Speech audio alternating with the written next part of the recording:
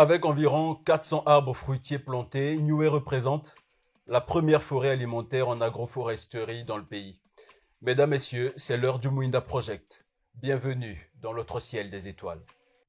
Fondée en 2019, l'association Niue a pour mission de promouvoir l'éducation sur le développement durable en Afrique et en Europe afin d'investir dans le capital humain des générations futures à travers 3 programmes éducatifs et inclusifs parmi lesquels Niue Expérience, Niue Inclusion, Niue Madia.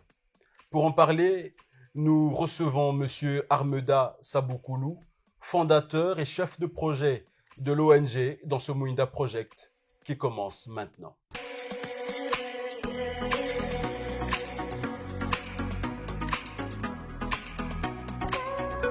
Cher ami, Armeda Saboukoulou, bienvenue dans ton Mouinda Project. Merci Auguste, merci de m'inviter. Nous allons nous tutoyer dans cette émission calmement, en famille, quoi. Ambiance bon enfant. Ça va sinon? Super bien et toi? Quelles sont les nouvelles? Moi je viens d'arriver au pays, le ciel est beau, pour toi c'est l'hiver, pour moi il fait très chaud, donc moi je suis très content. Très bien. Alors, j'ai été présenté, plus ou moins, mais avec tes mots, avec ton vocable, qu'est-ce que ça donnerait? Parle-nous un peu de toi. Du coup, moi, c'est Armeda Saboukoulou. Je suis né et grandi à Pointe-Noire, donc à l'hôpital Assissé. Et à l'âge de 12 ans, donc en 2006, après mes 11 ans, je vais fêter mes 12 ans en France. C'est ma mère qui me fait venir. Et là-bas, en fait, j'ai tout de suite su que j'étais différent. Parce que je viens d'un environnement de Pointe-Noire, tout le monde me ressemble, tout le monde est pareil que moi. Et j'arrive dans un endroit où du coup je deviens l'étranger. Donc il fallait vite se réadapter. Et moi j'étais toujours passionné de lecture. Donc c'est comme ça que je trouve un peu ma voie.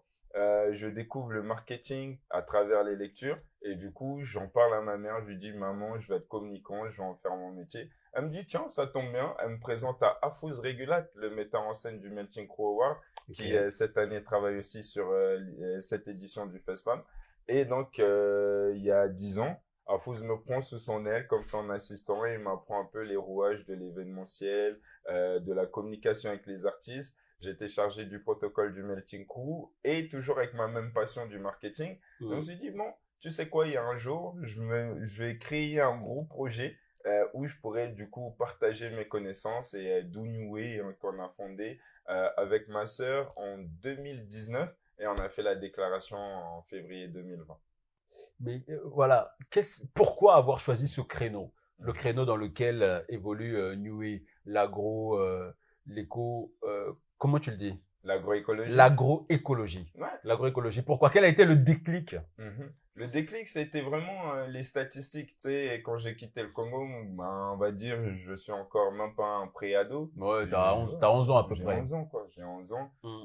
Et c'est en arrivant en Europe que je découvre comment les Africains, ils sont vus. Tu vois, et je te cache pas, cette violence-là, elle m'a été insupportable. Parce que, par exemple, pour la petite histoire, les Occidentaux, ils insistent énormément sur la notion du commerce triangulaire à l'époque de l'esclavage. Donc, ce qu'ils disent à leurs enfants, c'est que ils vendaient nos ancêtres pour des miroirs. Tu vois, et quand je découvre tout ça, ça me pique. Et en regardant un documentaire entre membres de l'assaut où ils parlaient de reforestation en Afrique, ils essayaient de parler de carbone et tout ça. Et on s'est regardé, on s'est dit, mais ça va jamais marcher en Afrique. Ça marcherait jamais au Congo. Ah ouais. Et on a voulu savoir pourquoi et comment ça se fait. Et donc, on est parti voir des statistiques. Au Congo, 51% de la population souffre d'une insécurité alimentaire grave. Donc, quand on dit grave, c'est dire que même le 1 repas par jour, c'est très compliqué. Et nous, en fait, on s'est dit, mais comment ça se fait qu'il y ait toutes ces galères? Enfin, vu de l'extérieur, tu vois, tu te dis, c'est trop énorme. Avec le potentiel naturel et tout ça s'explique pas, quoi. Ça s'explique pas, et parce qu'en plus de ça, avec le potentiel naturel dont tu parles, c'est en termes de statistiques, 85% des terres au Congo, elles sont arables. Donc, ça veut dire quand tu gènes ta graine par terre, t'as que 15% de chances que ça pousse pas. Je te la refais. T'as que 15% de chance que si tu jettes une graine par terre, qu'elle germe pas. Et Ouais. derrière, on a 51% de la population qui souffre d'une insécurité alimentaire grave. Donc, Paradoxe. non, voilà, c'était trop paradoxal pour nous et du coup, ben, ça m'a aussi rappelé ben, mon enfance avec ma grand-mère. Elle me disait toujours, tu jettes par terre, ça pousse. Et on s'est dit, bon, tiens, on va tester ça. On a acheté des terres à Inda. On a trouvé une équipe qui voulait faire de l'agroécologie avec nous. On a vu que ça a marché. On a dit, bon, ben, maintenant que ça marche, faut qu'on le partage. Donc, ça a vraiment été ça le déclic. On faisait une étude du marché sur le Congo, sur les statistiques, comment on est vu de l'extérieur par des institutions comme l'UNICEF, la Banque Hum. mondiale ou même le ministère de l'Agriculture. Et franchement, ça nous a un peu piqué. Et comme disait Gandhi, je sais plus trop si c'est Gandhi ou un autre gars, mais si tu veux voir le changement, un changement quelque part sur Terre, ben on commence par toi-même. Commence par toi-même. Et Ouais. donc on s'est dit, allez, on va commencer par là. Commencer par là et avec clairement 3 programmes distincts. Ouais, c'est ça. C'est ça New exactement. Way, Mhm. Expérience expérience, inclusion et Madia. et Madia. Bah en fait, nous, Déjà, pourquoi? Pourquoi ces 3 programmes spécifiques? parce que en fait, quand on a commencé New Way, c'était vraiment la partie expérience. En fait, Ok. le concept même de New Way, c'est de réunir les gens qui sont les meilleurs dans leur domaine et avoir une conversation Ok, sur un comment faire. c'était ça la base Voilà, en fait c'est vraiment la de la base de New Way. création de C'est l'assaut. vraiment la base. C'est en Hmm. fait, bah toi, tu t'y connais en médias.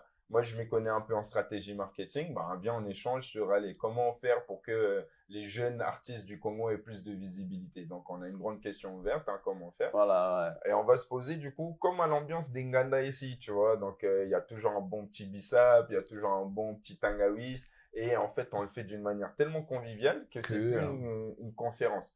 Donc on a commencé avec les New Experience. Avec les New Experience, ben, on a commencé à échanger sur plein de sujets, comment faire ci en Afrique, comment se lancer, comment truc. Alors, après, on s'est rendu compte d'un deuxième problème au niveau de l'Occident là-bas pour nous, les jeunes de la diaspora, c'est le problème de représentation.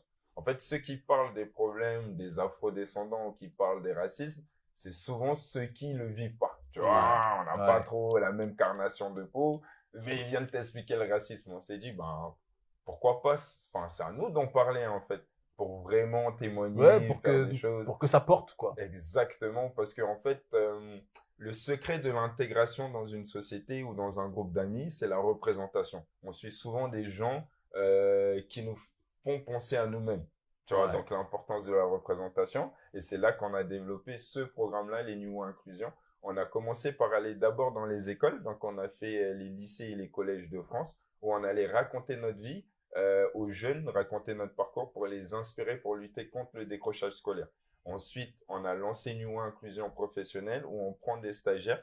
Ben, vu que les stages, c'est très dur à avoir, surtout quand tu es jeune, tu as le mauvais nom de famille.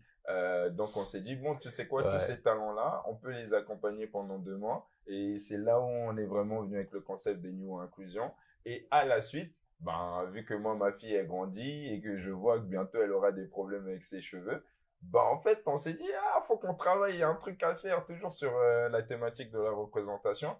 Par exemple, en Occident, t'as que 10% des livres pour enfants où t'as des gens qui ont des cheveux afro, tu vois. Ouais. Sinon, c'est que des cheveux lisses, tout ça. Donc, on s'est dit, bon, tu sais quoi, On va bosser la on va représentation. bosser la représentation. Et donc, on a créé un livre dans le cadre du New Inclusion, un livre de coloriage qui s'appelle Jolie coiffure. Tu retrouves 28 coiffures originales à personnaliser à l'infini. Et en majorité, tu as vraiment des coiffures qui ressemblent à nos mères, à nos sœurs, à nos cousines. Comme ça, ben, les petits aussi, ils se sentent représentés. Et enfin, New New Madia, Madia. qui venait du coup du documentaire, parce que Ok. ben, ça, New Madia, on a eu l'idée en 2021. Donc, on a d'abord fait les New Way Experience, New Way Inclusion jusqu'à fin 2021. Ok. Et c'est là qu'on regardait un documentaire sur la reforestation en Afrique. On s'est Et dit, justement, cette discussion avec la sœurette et les c'est gars où tu ça. dis, mais ça, pourquoi on peut pas le faire? C'est ça, pourquoi pas, vu qu'on a déjà fait les deux plus gros, et ben on s'est dit, allez.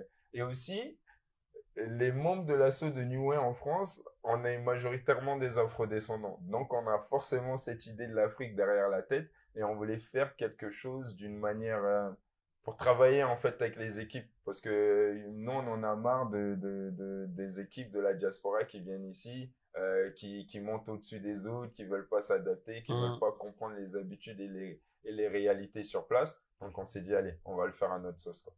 Mais Comment est-ce que vous arrivez donc à intégrer ce modèle social et éducation, agroécologie et éducation ensemble dans votre association? Comment est-ce que vous intégrez ça concrètement? Ben, ça Dé- passe par la création de programmes. En fait, quand on a commencé la forêt alimentaire, on voulait d'abord se prouver que si on jetait une graine par terre, ça allait Elle devait pousser. pousser, ouais. Voilà.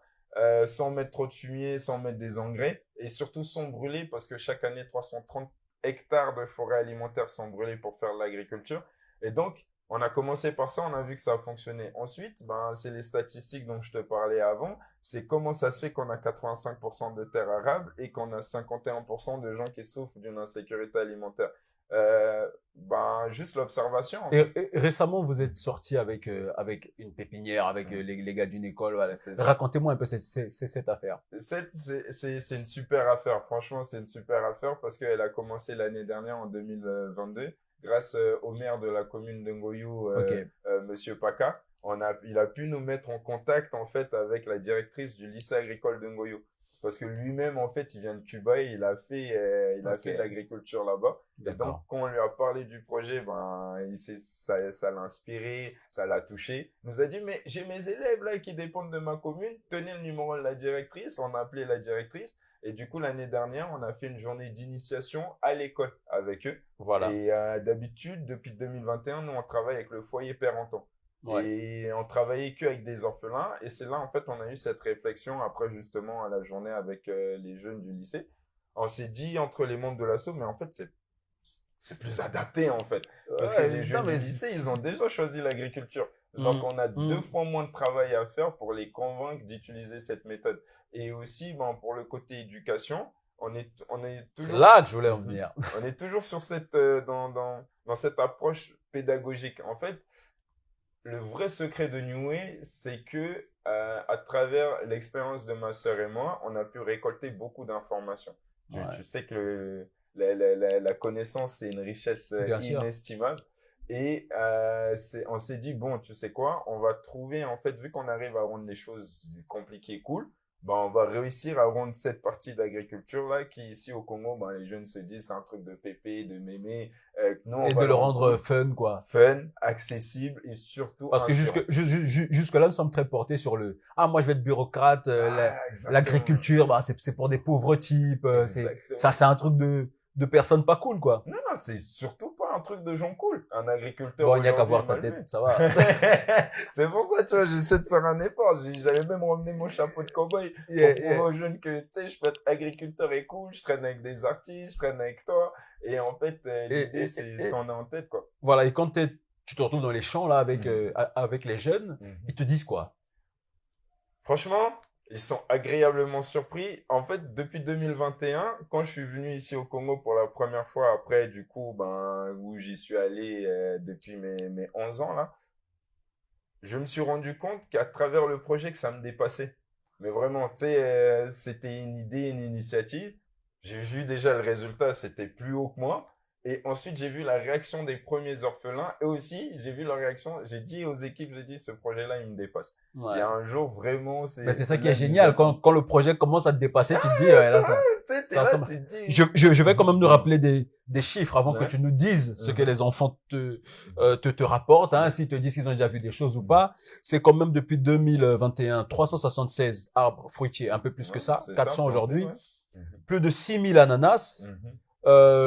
plus de 2100 jeunes sensibilisés au Congo et en En France, France. ouais. En 2002, Mhm. plus de 381 tonnes de carbone organique stockées dans le sol, Ouais, c'est pour ça. ne citer que cela. C'est ça C'est du exactement. travail. Ouais, c'est du travail et surtout, on a un potentiel. Ce qu'il faut se rendre compte avec New Madia, on n'est que sur un bloc, donc que sur 10 parcelles, un demi-hectare. Jusque-là. Ouais, jusque-là, c'est que, en fait, la thématique aussi, ça c'est un de mes mantras dans la vie, c'est rêver grand mais commencer petit. Mais Exactement. vraiment, et dans toute grande chose, il y a forcément une petite chose, tu vois. Et Mm. il faut commencer par cette petite chose-là. Et en fait, avec ça, on a une capacité de récolte de 20 tonnes de denrées alimentaires 100% naturelles d'ici 2026. Et Sans machin, sans rien du tout. Seulement l'air et le vent de Dieu avec l'eau, tu vois. Et on a aussi une capacité de séquestrer 10 tonnes de carbone. Donc, ça veut dire c'est l'équivalent de 10 allers-retours Paris-New York. Donc, quand tu prends l'avion pour aller à Paris-New York, ce que tu pollues, bah, avec nous, ce qu'on plante pendant 10 fois, tu peux voyager, c'est comme si tu n'avais pas pollué. C'est Ouais. vraiment l'idée derrière ces chiffres-là. Et pour la partie des jeunes, là, par exemple, cette année, on y allait avec les jeunes du lycée agricole de Ngoyo. On Mhm. les a emmenés au champ. Et les jeunes, leur retour, c'était, mais ça, on a l'habitude de le voir qu'en documentaire, que sur YouTube. Ouais. Ça existe au Cameroun, ça Ouais. existe dans tous les autres pays. Ils Mais pensaient chez pas nous, qu'au Congo, c'était on pensait pas possible, que quoi. c'était faisable, Ben quoi. non, ils pensaient pas parce que ben déjà nous notre méthode quand tu connais pas, tu dis mais ce champ il a abandonné, il est sale. Tu vois parce que c'est de l'agroécologie donc on essaie vraiment de profiter de tout ce qu'il y a sur place sans avoir nous à rajouter trop de choses et c'est ça qui fait que ça fonctionne Est-ce bien. qu'au final, ça vous prend pas plus de temps que ça? Exactement, ça prend plus de temps. Par exemple, ben les 6000 ananas, un ananas, il a une moyenne entre 14 16 mois et les nôtres ils ont mis 24 mois, tu vois. T'imagines? On a mis aucun engrais pour que ça accélère Oui, du mais est-ce coup que la ça fait croissance. pas, ça vous emmerde pas plus que ça? Non, Non, au ça va?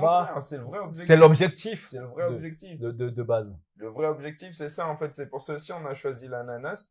Parce qu'en fait, on voulait commencer l'agriculture. Parce qu'au Congo, quand on fait de l'agriculture, c'est souvent du court terme. Donc, Hmm. la plante qu'on va planter qui va mettre le plus de temps, grand max, c'est 9 mois.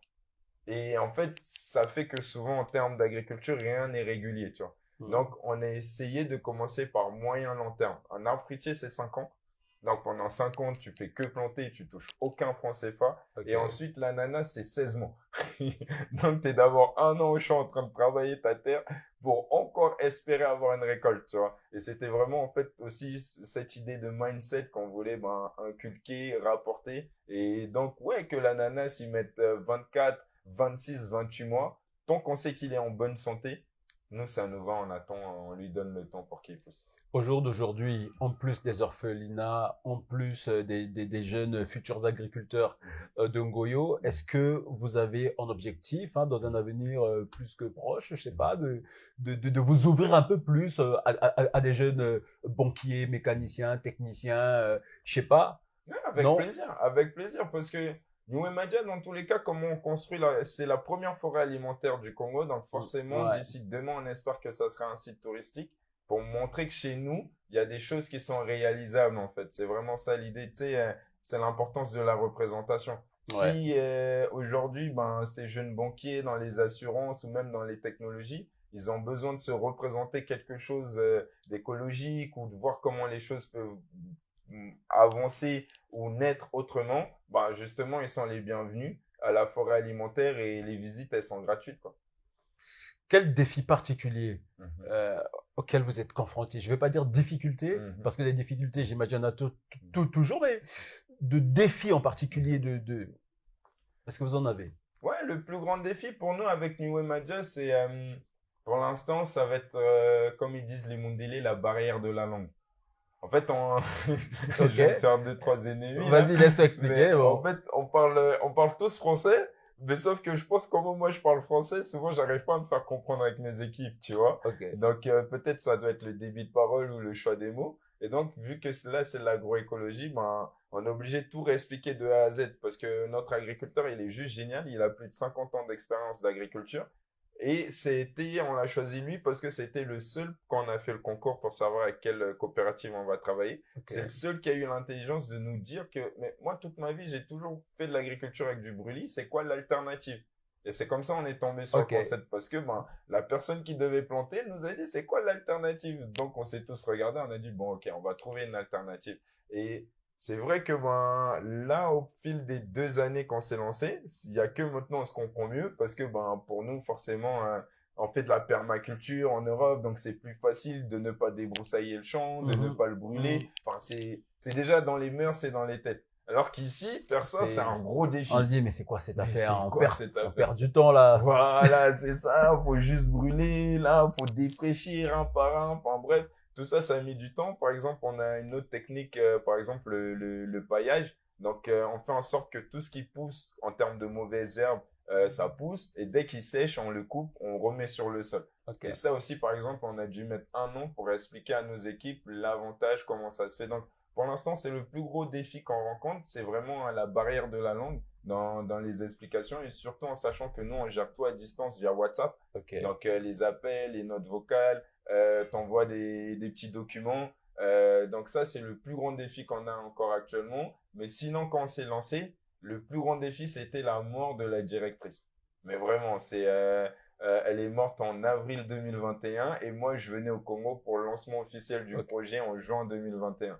Et c'était elle qui gérait et les équipes et les ingénieurs et tout ça. Donc il fallait voilà, tu vois. se réadapter à tout ça. Exactement. Et en fait, moi, je voulais pas m'occuper de tout ça. Je voulais juste être celui qui est chef projet, finance et marketing.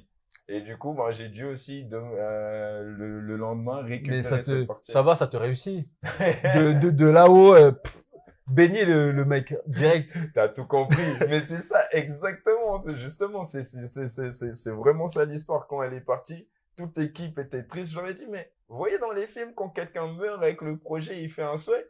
Ils me disent, ouais, j'ai dit, vous inquiétez pas, tout va bien aller. On a des safoutiers qui font 2 mètres, 3 mètres même, en 2 ans seulement. Sans engrais, sans pesticides, sans rien. Et donc, pour terminer cette partie interview, quel est le conseil que toi tu donnerais à ces jeunes, à ces personnes qui restent réfractaires à l'idée de travailler la terre? Ben, faut qu'ils essayent. Faut qu'ils essayent. Ça fait partie d'un de mes mantras. Tant que t'as pas essayé, tu sais pas. Et en fait, en général, faut un peu se méfier de ce qu'on ne sait pas. Parce qu'une personne qui ne sait pas est 2 fois plus persuadée de ce qu'elle sait pas qu'une personne qui sait. Tu vois? Et en exemple concret, comment on dit les chenilles, là? Batsombe, c'est Batsombe, je crois. C'est Batsombe. En tout cas, voilà. les chenilles, ouais. Moi, par exemple, j'en mange pas. Mais je peux te convaincre que c'est pas bon, c'est dégueu, que c'est visqueux, c'est tous les trucs. Mais toi, peut-être, si t'en manges, bah, c'est plutôt toi qui vas voir. Ça va tranquille. En tout cas, il faut se salir les mains. C'est ça l'idée. Mais alors que moi qui en mange pas, mais je vais passer 1 heure à te convaincre que non, c'est pas bon. Comment tu peux manger ça alors que toi, t'en manges? Tu vois ou pas? C'est un truc faux. Et c'est vraiment ça, je pense que le conseil que je donnerais, c'est essaye. Tant que t'as pas essayé, tu sais pas. Et celui qui sait pas est 2 fois plus convaincu de ce qu'il sait pas qu'une personne qui sait. C'était Armeda Saboukoulou, c'était moi, c'était le Mouida Project. Au revoir.